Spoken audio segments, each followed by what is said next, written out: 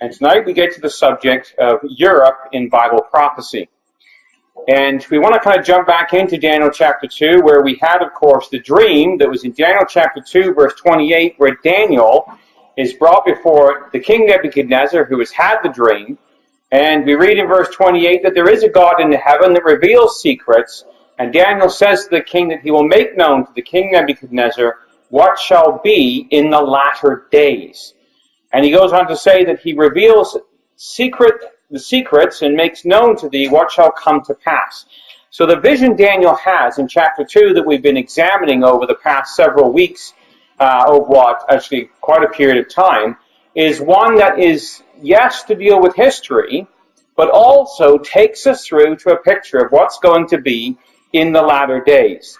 And one of the things that we want to kind of emphasize as well is that the reason God gives us these things in His Word of Truth, the Bible, is to prove to us His existence. And we read, of course, in Isaiah 46 and verse 9, we're told to remember the former things of old, for I am God and there is none else. I am God, there is none like me, declaring the end from the beginning and from ancient times the things that are not yet done, saying, my counsel shall stand, and I will do all my pleasure. And so that's what God does for us. He declares from the beginning the end, the things that are not yet done. And that's what Daniel is. It's a record of things that are yet to come to pass from Daniel's point of view.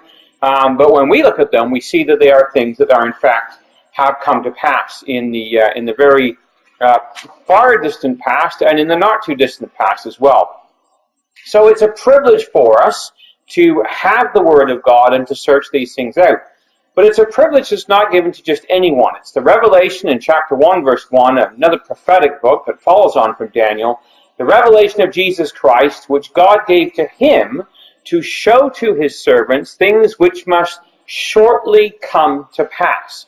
And He sent and signified it by His angel to His servant John. So Daniel's prophecy, very similar to the book of Revelation and John's prophecy, is expressed by sign or by symbol.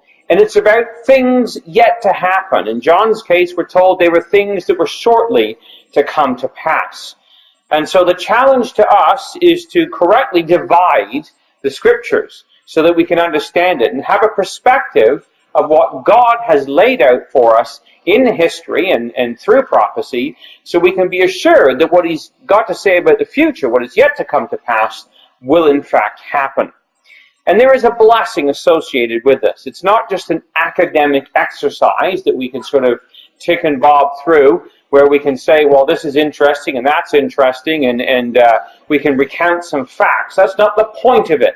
The point is there's a blessing in chapter 1, verse 3 of Revelation, to him that reads and those who hear the words of this prophecy and keep those things which are written therein, for the time is at hand. So it's about reading them, about finding out what's in the Word of God. It's about hearing it, listening to what its message is, and then it's about keeping what is written therein, because the time is at hand. So if you've got your Bibles, turn them open, if you would, to Daniel chapter 2. Because this is sort of been our springboard passage for what we've looked at in our last several classes on this subject. And it's Daniel chapter 2, and we have for us there the vision that Daniel was to see. Well, it was actually the vision that Nebuchadnezzar saw, and he describes to the king what he saw in verse 31. Thou, O king, sawest, and behold, a great image. This great image, whose brightness was excellent, stood before thee, and the form thereof was terrible. So this was a nightmare that Daniel was explaining to the king. And he tells us what it was made up of. This image head was of fine gold, his breast and his arms of silver, his belly and his thighs of brass, his legs of iron, his feet part of iron and part of clay. And this vision existed until Nebuchadnezzar saw a little stone that was cut without hands, verse 34, which smites the image on the feet that were of iron and clay and breaks them to pieces. And then was the iron, the clay, the brass, the silver, the gold broken in pieces together and became like the chaff of the summer threshing floor, and the wind carries them away, and there's no place found for them.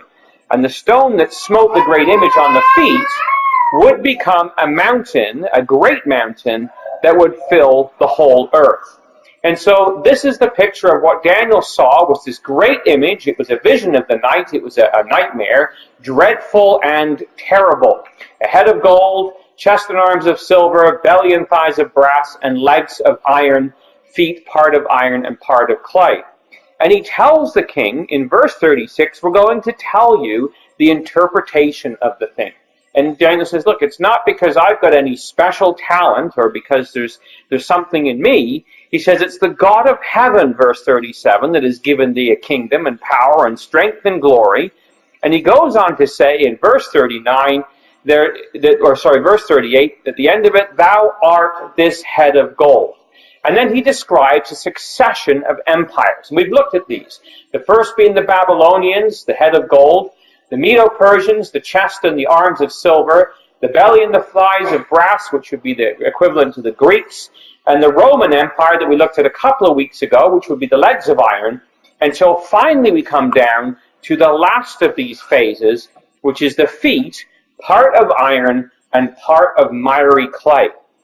And we just like to kind of focus on that in our thoughts today and zero in on that specific part of it. So we're taking the others for granted, having spent the last 6 or 5 classes looking at them, and we're just following the succession that follows through world history as it's been outlined by Daniel the prophet. So chapter 2 of Daniel, if you're still there, in verse 41, he says, whereas you saw the feet and toes, part of potter's clay and part of iron, the kingdom is going to be divided. And there's going to be in it the strength of iron, for as much as thou sawest the iron mixed with miry clay, and as the 10 toes of the feet were part of iron and part of clay, so the kingdom's going to be partly strong and partly broken. And whereas thou sawest iron mixed with miry clay, they shall mingle themselves with the seed of men, but they shall not cleave one to another, even as iron is not mixed with clay. So this last phase is a mixture of the iron of the legs, which is then sort of diluted with a mixture, a compound of clay, and it holds together, but it is not as strong, perhaps, as the iron was in years gone by. And it's during this phase that we find that the stone is going to smite the image. Now, that is a description of the European successor to the Roman Empire, which we're going to spend some time looking at. But we'd like, first of all, to go to Daniel 7, which we've been doing in our classes, to take a look at the parallel prophecy to this in Daniel chapter 7, where we see in verse 3, there are 4 great beasts that come out of the sea, different from one another. The first is a lion that has eagle's wings. The second is a bear, and then the third is this leopard. The fourth is this dreadful and terrible beasts. And so that's the picture that's given to us in Daniel chapter 7, is of these 4 beasts, and they correspond with the different empires of Daniel chapter 2. The lion being that of Babylon, the bear of the Medes and the Persians, the Greeks the leopard of the Greeks, and this 4th beast that's dreadful and terrible, which is going to take our attention tonight, it corresponds with the Romans, and it's got 10 horns. And we're told there, the interpretation in verse 16, the great beasts which we see in Daniel chapter 7 are 4 kings or 4 kingdoms which would arise out of the earth. And the picture that we're given of this last phase is that it's different than the others. He says, I saw in the night vision, and behold, a 4th beast, dreadful and terrible, strong exceedingly, and it's got great iron teeth. It devoured and brake in pieces and stamped the residue with the feet of it, and it's different from all the beasts that were before it, and this one has 10 horns. And so that's the description that's given in verse 7 of this 4th beast. And we go on to read about this, that it's the 4th kingdom upon the earth, which will be different from the other kingdoms. This is the interpretation in verse 23. And what it's going to do is devour the whole earth and tread it down and break it in pieces. And it's described there in verse 16 and 17 as having, or in verse 7, sorry, as having these iron teeth, which relates it, of course, with the iron legs of the image. It's a picture of the Roman Empire, a picture of an empire that's going to break in pieces. But Daniel chapter 2 added that extra little detail that it's going to be partly strong and partly broken, and that it is going to be divided. Well, in the history of Rome, as we looked at, Constantine was the Roman emperor who divided the empire into two. Following Diocletian and the four emperors that he set up, he pretty much divided into two sections, and although his reign was very glorious, according to the historians, it was the beginning of the end. His division of the empire led to its downfall. But when we look at this picture, we notice that there was two legs, and the left leg is that of the Western Roman Empire, centered out of the city of Rome, whereas the right leg is that of the Eastern Roman Empire, centered out of the city of Constantinople, which Constantine set up as the Second Roman Empire, also known as Byzantium. So he divided the empire into two, and from there, the situation began to dissolve. But we want to spend our time taking a look at the characteristics of this fourth system, because we looked at the iron part of it and the Roman Empire itself in our last session. We want to focus this time, though, on a specific element, and that is the element of the horns. We read there that after this I saw in the night visions, and behold, a fourth beast, dreadful and terrible, with the iron teeth, and it breaks in pieces. Well, that's the Roman side of it. It's different from the other beasts, and it had 10 horns. And the interpretation is given as to what these 10 horns are. We read that the 10 horns, in verse 24, out of this kingdom are 10 kings that are going to arise. So this great empire is going to have 10 kings or kingdoms that are going to come out of it. And of course, you can parallel the 10 horns with the image, with the 2 feet, and of course, most people's feet anyway have 10 toes on them. There are some that have 12. We do know somebody that has 12 toes, but usually it's 5 toes aside. And that's the picture that parallels with this beast in Daniel 7 and verse 24. Now, Daniel, though, doesn't stand by itself. It is a prophetic book talking about the future, and Daniel goes so far with it. But the nitty-gritty detail of how this whole 10-horn system is going to develop is really given to us in the book of Revelation. If you've got your Bibles, turn to Daniel chapter 12, because here we find that Daniel, as he's experiencing these visions and dreams and seeing all these different things, he wants to know more. And we read in verse 8 that he heard, but he understood not, in chapter 12, verse 8, and he says, "O my Lord, what shall be the end of these things?" And he's told, "Go your way, Daniel, for the words are closed and sealed up until the time of the end. And in the time of the end, the wise are going to understand."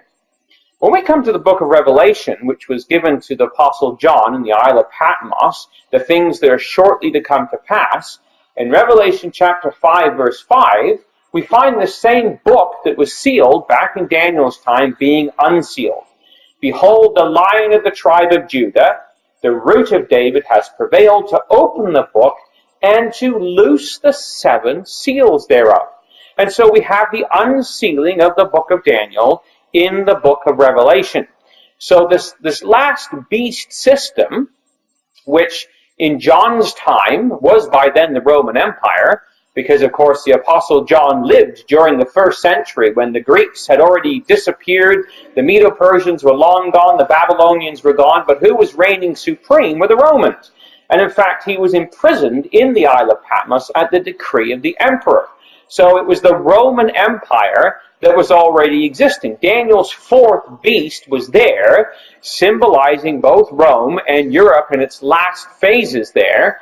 And what he was to see was the sealed vision that would be unsealed in the book of Revelation. So it would give further detail as to the development of this last beast or this last system. So Daniel's fourth beast has several metamorphoses that it goes through in the book of Revelation, or several phases. The first of which is described in chapter 12.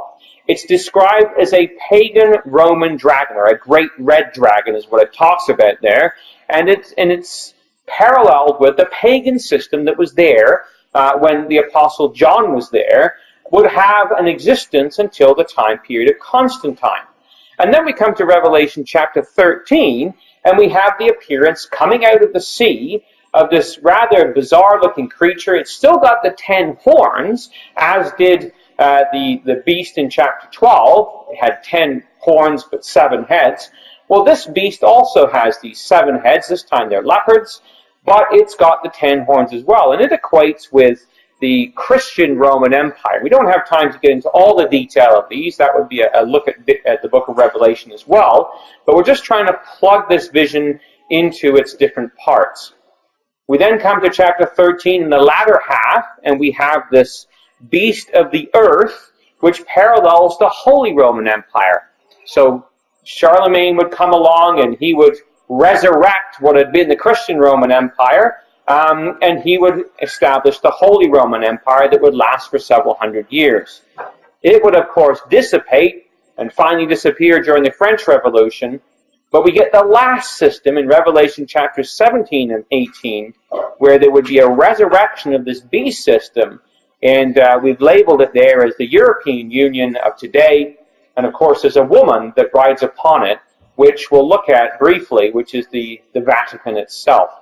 So these are the phases through which Europe would go through as described for us in the book of Revelation. So we'd like to begin, though, by looking at the 10 horns of Daniel's beast. Remember that it had 10 horns, and we're told they were 10 kingdoms. Well, what happened was, after Constantine divided the empire in two, the eastern half of the empire remained intact fairly well until the 1400s. But the western half was picked away at by the different barbarian tribes.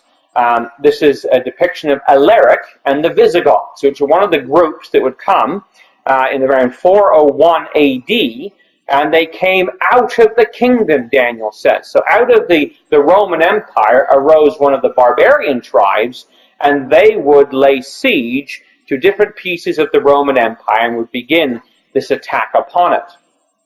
They were followed by Genseric, and Genseric led the Vandals.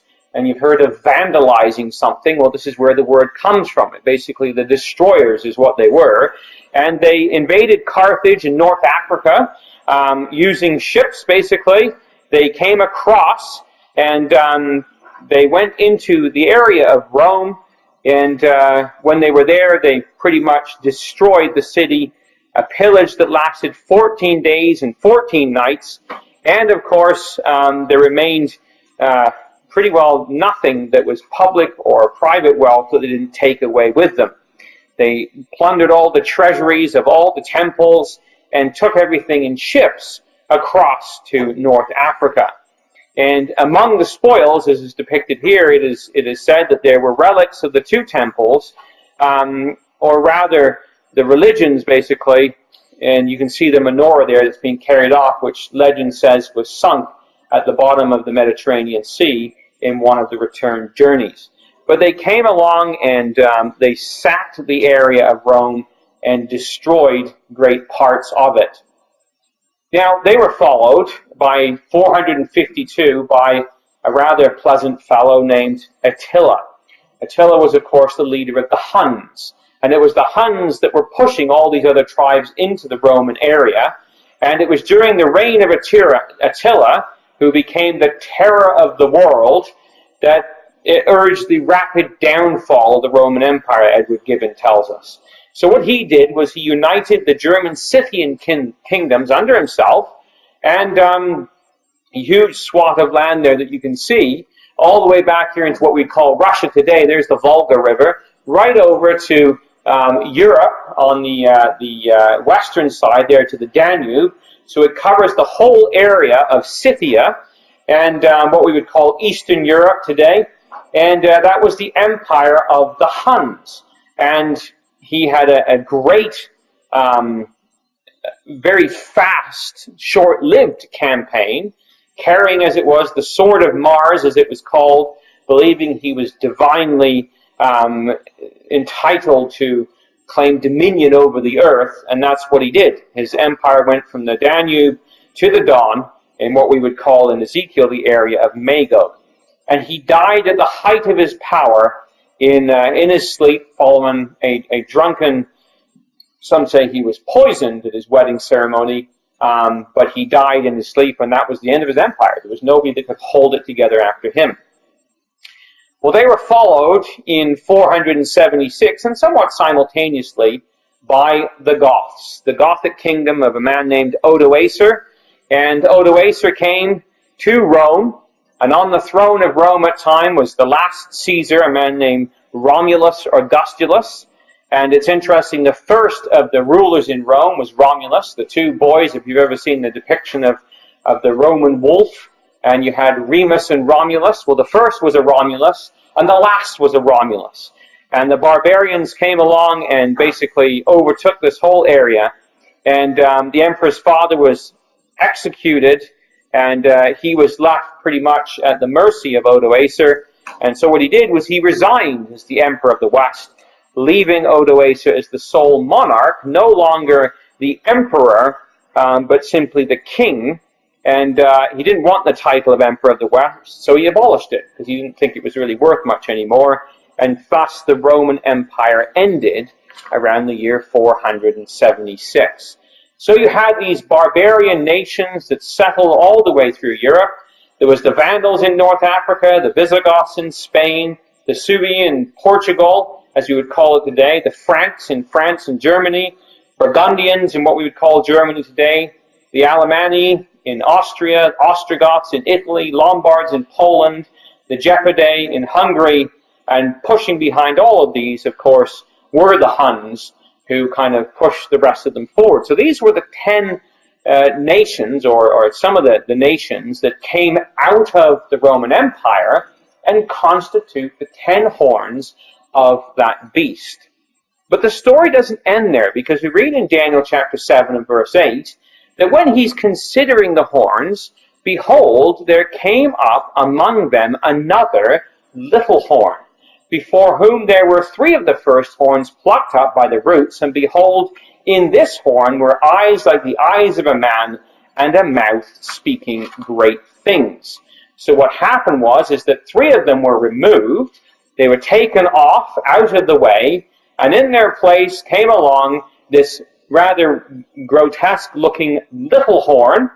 So the 3 of the ones that left were the Vandals, the Visigoths, and the Huns, and they were replaced by this little horn. And this little horn has eyes like the eyes of a man, and a mouth speaking great things. So that's its characteristic. It's got eyes like a man, so it's a seeing entity, but it speaks great things, which is blaspheming. And we notice that it made war with the saints. It goes on to say that the same horn was more stout than his fellows, and behold, the same horn made war with the saints and prevailed against them. So he's a blaspheming and persecuting little horn. So a power would arise that would both blaspheme and would persecute. Now, when we look back at the history of the Roman Empire, we see that this played out in the time when, of course, the Roman Empire underwent this great transformation from paganism to Christianity, and then its division by the Roman emperors. In fact, when we read the history of Rome, as Gibbon lays out for us, and there are others as well, one of them is a man named David Benedict, who wrote the history of a people called the Donatists. And the Donatists were believers who lived in the area of North Africa.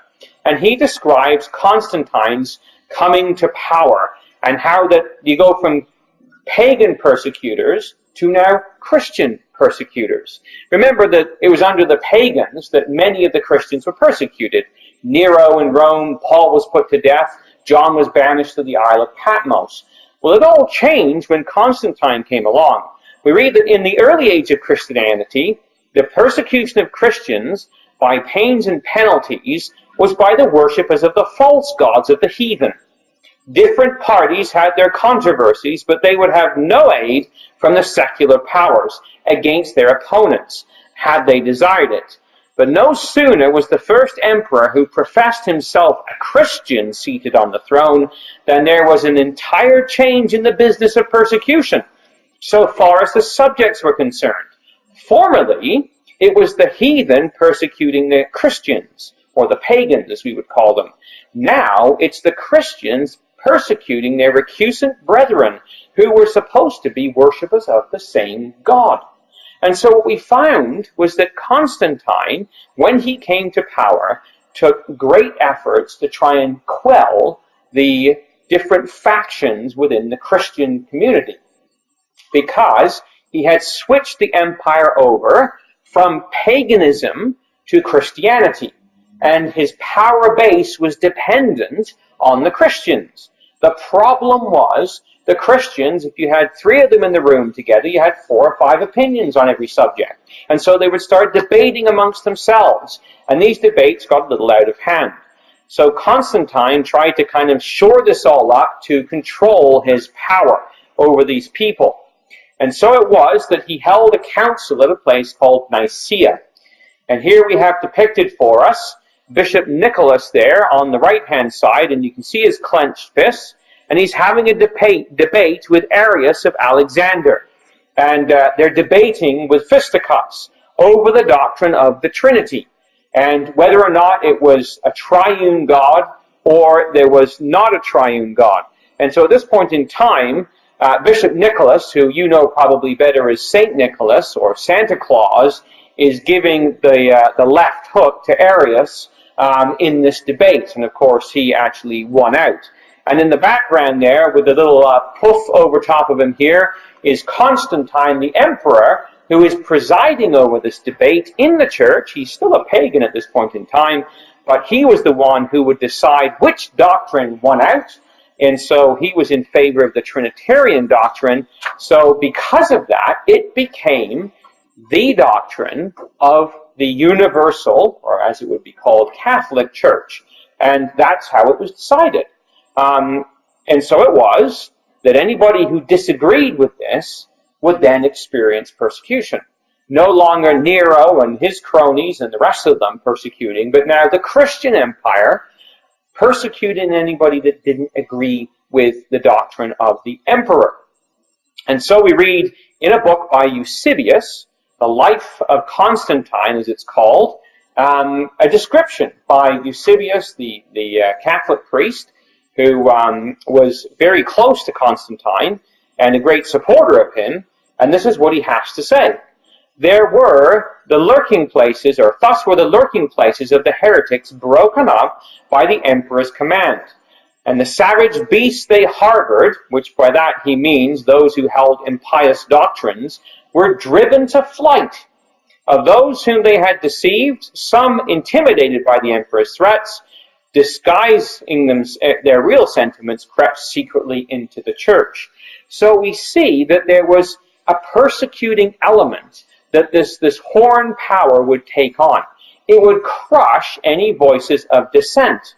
And so having banished dissension, he goes on, and reduced the Church of God to a state of uniform harmony by getting rid of any opposition, he next proceeded to a different duty, feeling it incumbent on him to expiate another sort of impetuous or impious person, the pernicious enemies of the human race. These were the pests of society who ruined whole cities under the specious garb of religious decorum. Accordingly, by other order transmitted to the governors of these several provinces, he effectively banished all such offenders. So he dealt with anybody who disagreed with the official doctrine of the church by persecution, by banishment, and by sending them out so that his foundation would not crumble, but it would remain solid. And so it was that this little horn power would end up persecuting the Christian people themselves, even though it was this Christian system that we'll see. So it's a persecutor, but it's also a blasphemous little horn. So it's adoption of certain doctrines under the instruction of Constantine.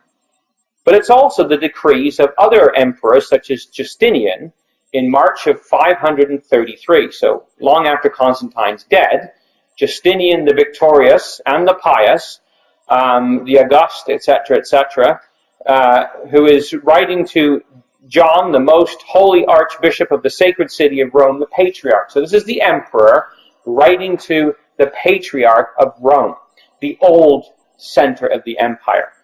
He says, rendering honor to your apostolic throne and to your holiness. He goes on to say, we have always a great desire to preserve the unity of your apostolic throne. We have hastened both to subject and to unite to the throne of your holiness all the priests of the whole eastern region. Your holiness, who is head of all the holy churches, for through all, and it is said, we hasten to increase the honor and authority of your throne. So a debate had arisen because there was two Romes and there was two patriarchs, one in Byzantium or Istanbul or Constantinople, take your pick of the name. The other one in the city of Rome itself. There was a bit of a debate as to who was top dog. And so Justinian in 533 gives the decree that the Patriarch of Rome would now be the head of all churches. Well, a few years later, this is backed up by another man named the Emperor Phocas in the year 606.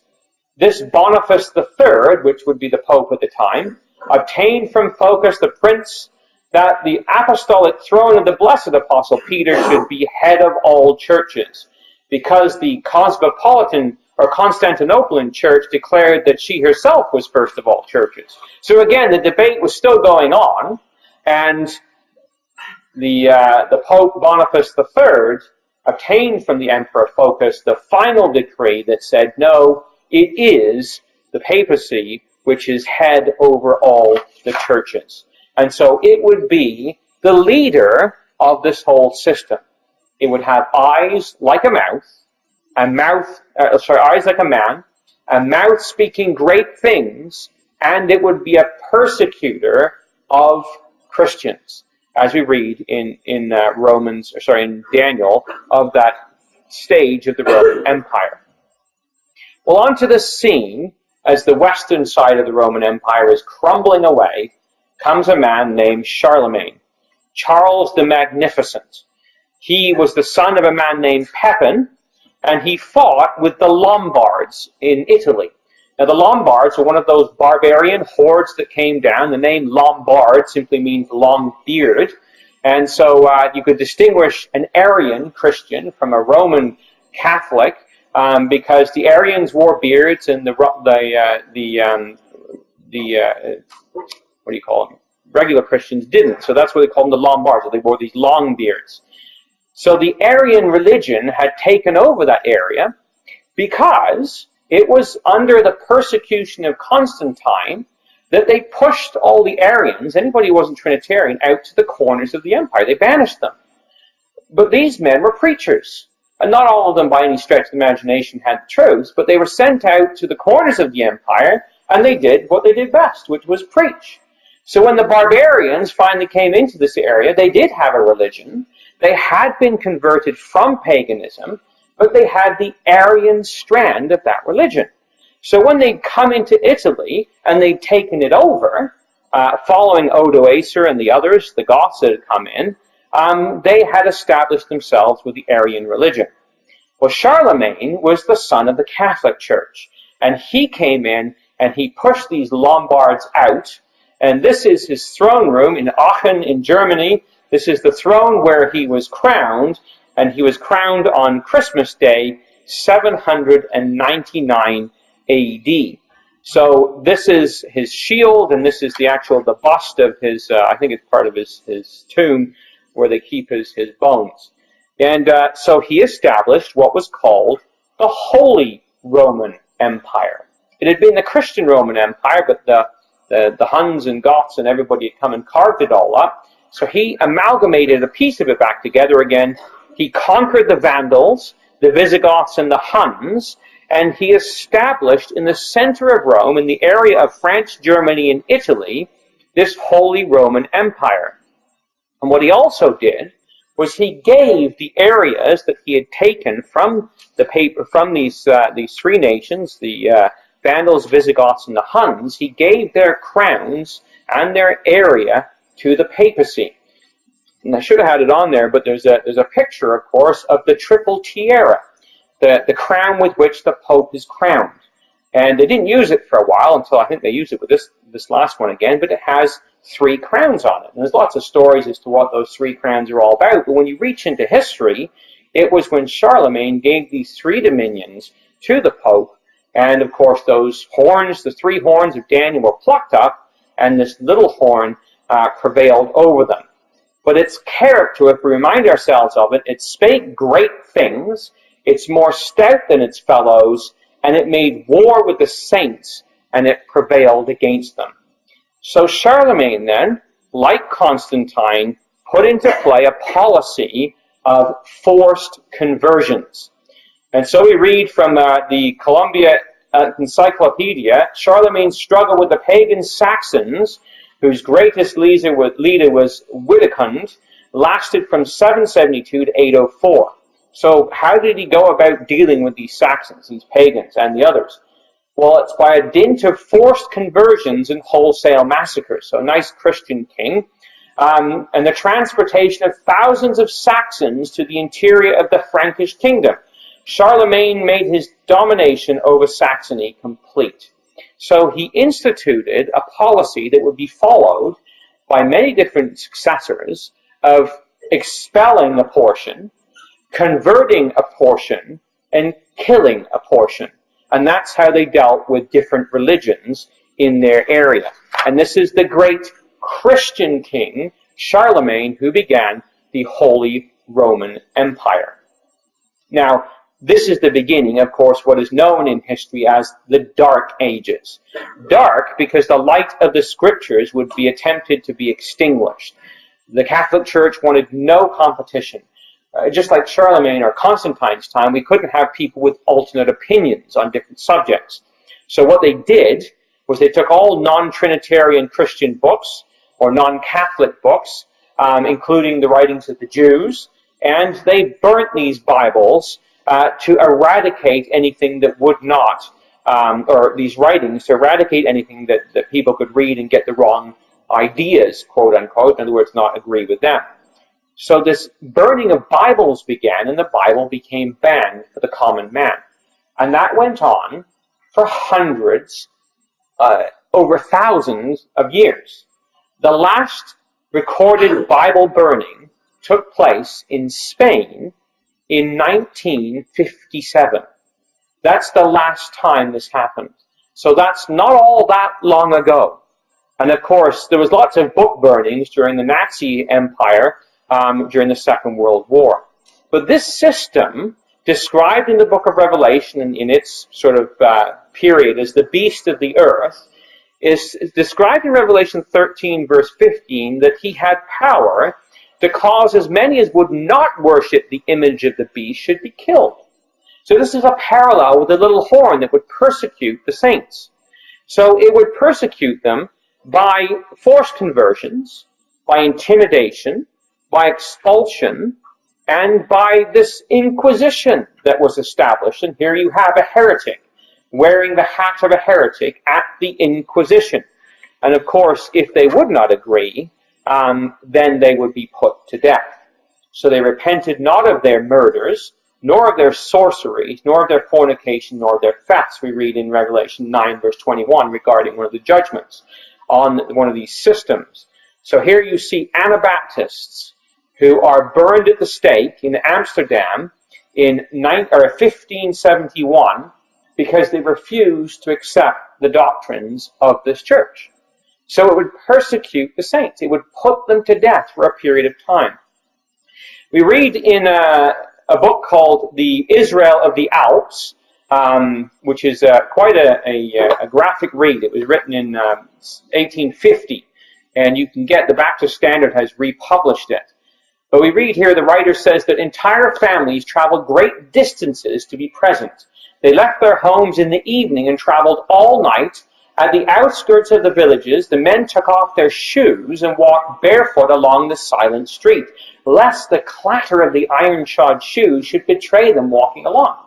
The feet of the beasts which bore the wife and child were wrapped in cloth to prevent the noise. And so they would have covert meetings. This is a Bible class held in the Amsterdam River, in the river near Amsterdam in 1579.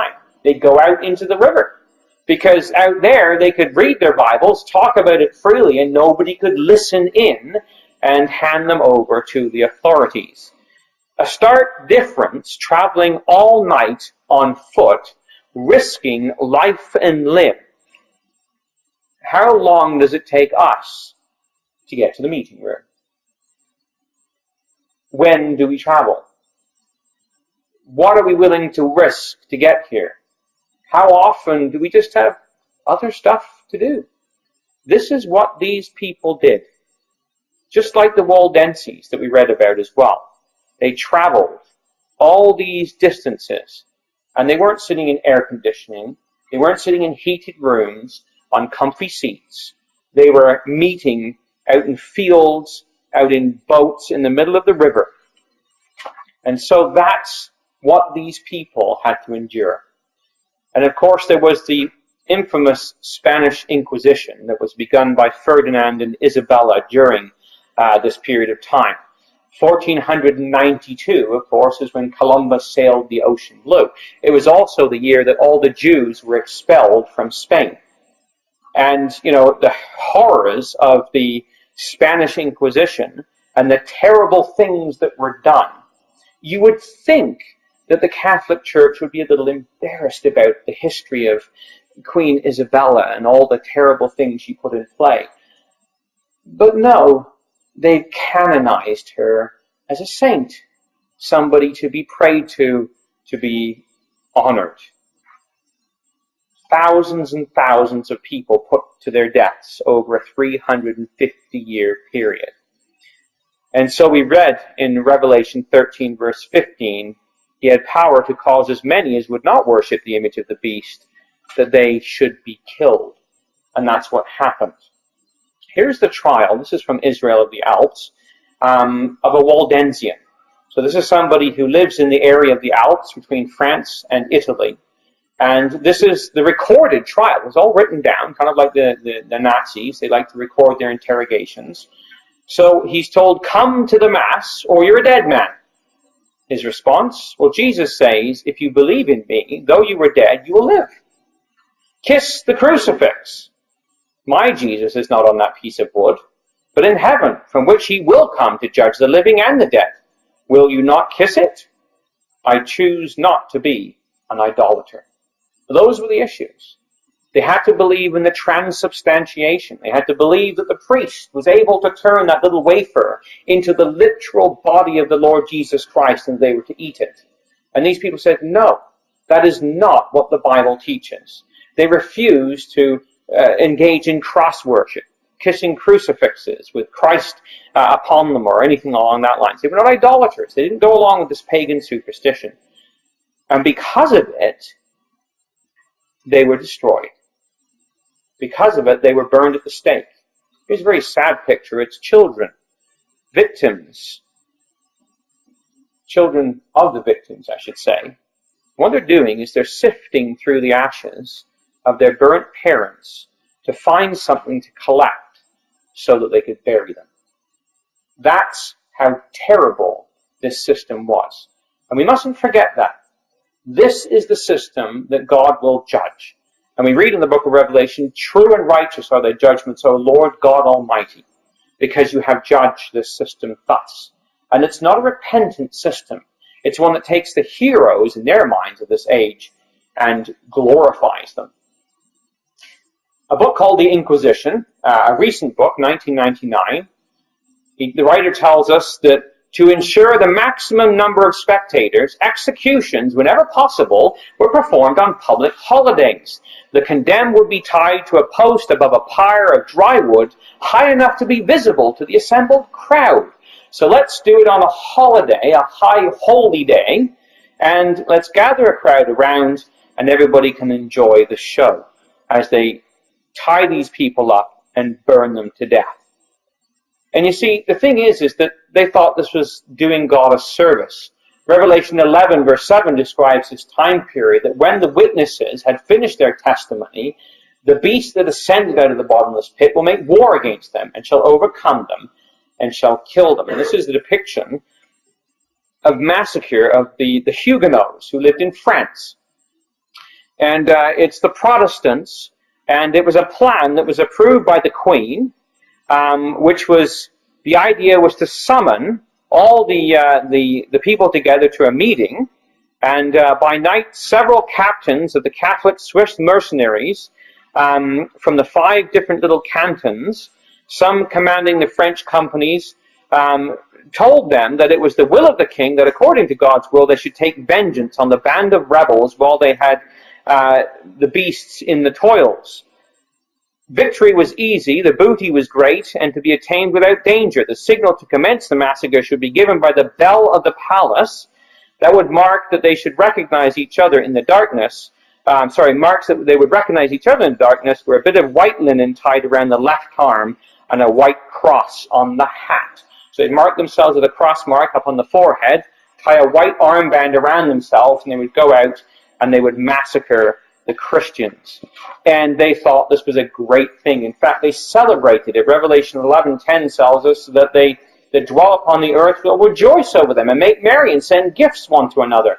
And so they struck this coin here at the massacre of St. Bartholomew's Day to depict the victory they had had over these heretics in destroying them and putting them to death. And so John says in chapter 17 of Revelation, verse 6, I saw this woman drunk with the blood of the saints, with the blood of the martyrs of Jesus. When I saw her, I wondered in great admiration. And so this system has been drunk with the blood of persecution. And so Revelation 19, verse 2, that we cited, true and righteous are thy judgments, for he hath judged the great whore, and hath avenged the blood of his servants at her hand. The blood of those that have been taken to this inquisition and have been put to death at her hand over all these years. But in the book of Daniel, we're told that this system wouldn't last forever in its ability to persecute. We're told that the great words and the persecution, the wearing out of the saints of the Most High, verse 25, that he would think to change times and laws, and they would be given into his hands for a definitive period, until a times, and the dividing of time. So when you take this and use the day for a year principle that's given to us in Scripture, and you extrapolate this out, a time is a season. It's a year, 360 years. Times is 2 of them. So that's 720 years. And the dividing of time is half of that, which would give you 180 years. For a total of 1,260 years. That's how long this power would have this ability to do this. Now, if we were to begin with the blasphemy of Justinian in 533, proclaiming that the Pope would be the head over all churches, and go 1,260 years, we would come out to approximately the time period of 1793. And it was around that era when things were percolating in France and the French Revolution would begin. A revolt against tyranny and oppression. A revolt especially against the Catholic Church that had been enforced and empowered by the king. And it began at this prison here, the Bastille prison, where the heretics of the Inquisition were enslaved and were imprisoned. And this, of course, would continue as Napoleon would come along during the period of the vials of the book of Revelation, and he would dissolve the Holy Roman Empire that had been responsible for these things. He would end the Spanish Empire as well, and the empire of the French, toppling the crown heads of Europe and replacing them, of course, with his own family.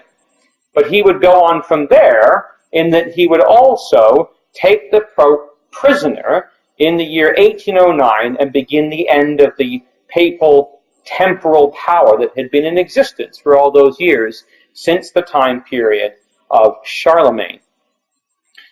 But there's another date you could go from, and that is the decree of Focus in the year 606. Remember, Focus was 606. You travel 1,260 years along, and you come to the year 1866, which also has great significance, because it's around this time that a man named Garibaldi comes along, who unites Italy and takes the Papal States away from the papacy, removing papal temporal power completely in 1870 and darkening the kingdom of the beast. And in fact, you can see this cartoon, which is depicting Garibaldi as giving the boot, which is Italy, to the papacy and kicking them out of Italy, which of course they did.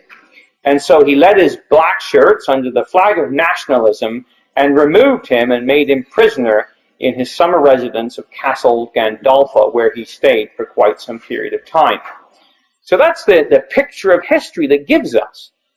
But the one thing we've got to remember, that this vision that Nebuchadnezzar saw, and the last little piece we're looking at the feet, was to do with what would be in the latter days. So there has to be an answering system to this in the latter days. And what we find that in recent history, going back into the last century, there was an endeavor to reunite this European Union, this Holy Roman Empire. And of course, it began under a man named the Kaiser, which is the German version of the word Caesar, Wilhelm II, and he announced his plan to begin the First World War. And this is actually the map that he sees Germany going out and coming into the area of France and down into Italy and reuniting a Catholic Europe influence once again. And there's him reading out his proclamation. The papacy, depicted in this cartoon, was quite happy about it.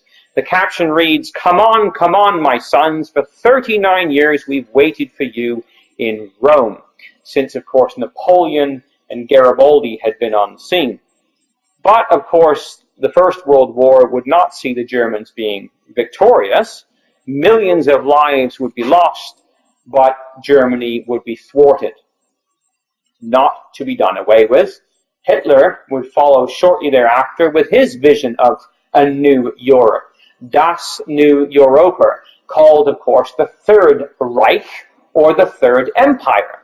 The first being Charlemagne's, the Holy Roman Empire, the second being that under Wilhelm, the Second Reich, and the third being that under Adolf Hitler. And again, you can see the map here, and the plan was to take all of Europe here and then even push into Russia, which of course was his undoing.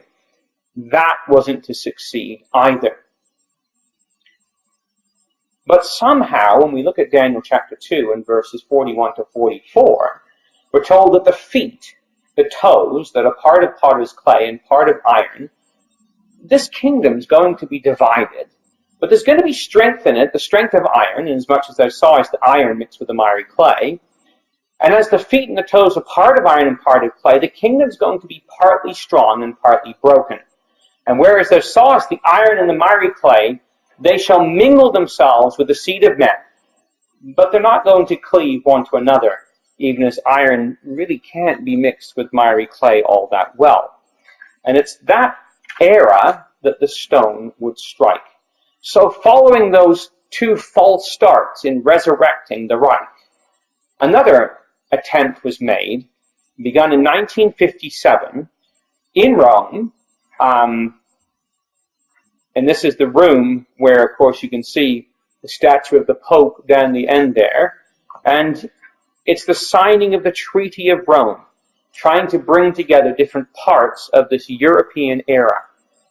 Now, we see it as the resurrection of the European Union or the European Empire. We're not the only ones.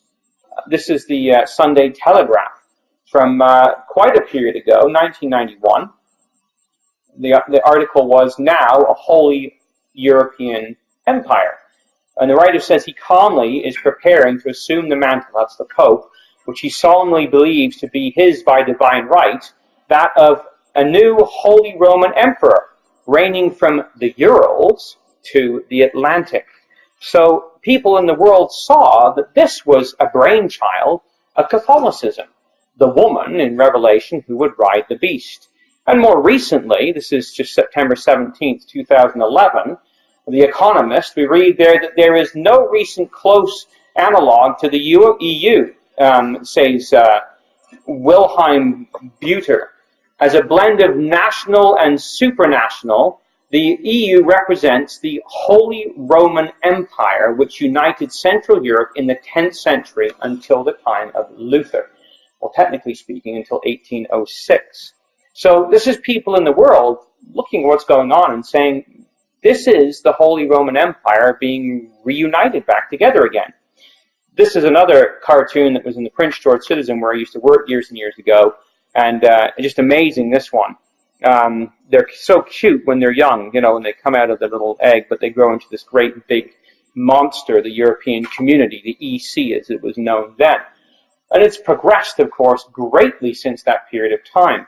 This is, again, September 2000, or this is August, sorry, 2011, talking about the problems in Europe and the power that Germany has, the rise of the Fourth Reich, says the Mail Online, how Germany is using the financial crisis to conquer Europe.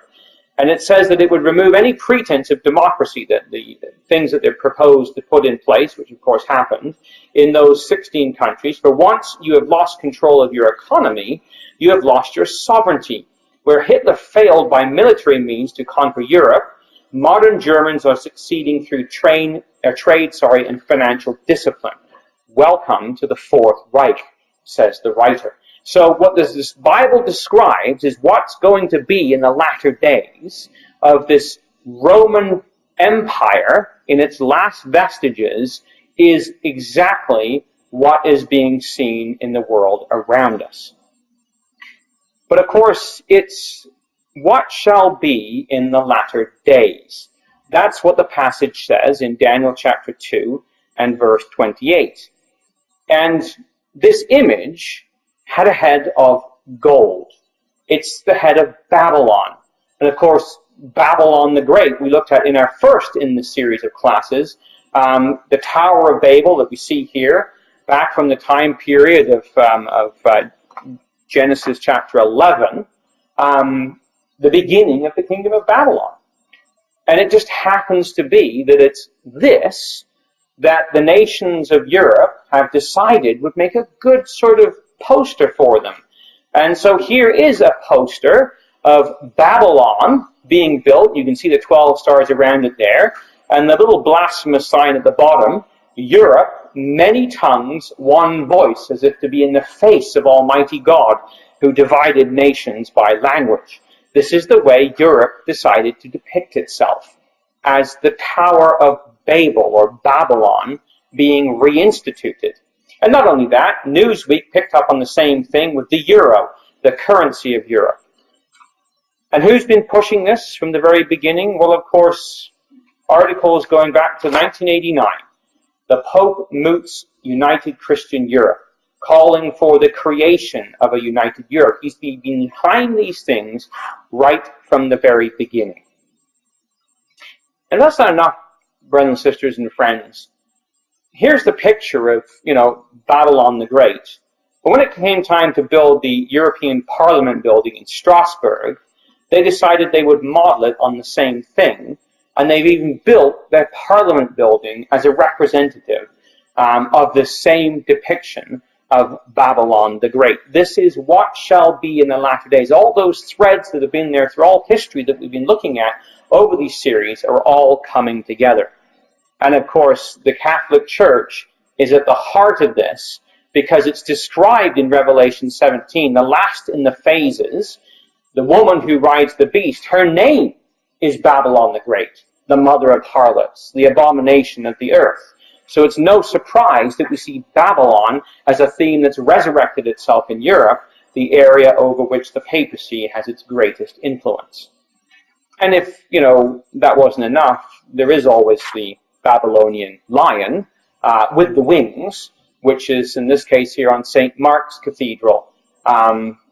Again, picking up those same vestiges all the way back to Rome.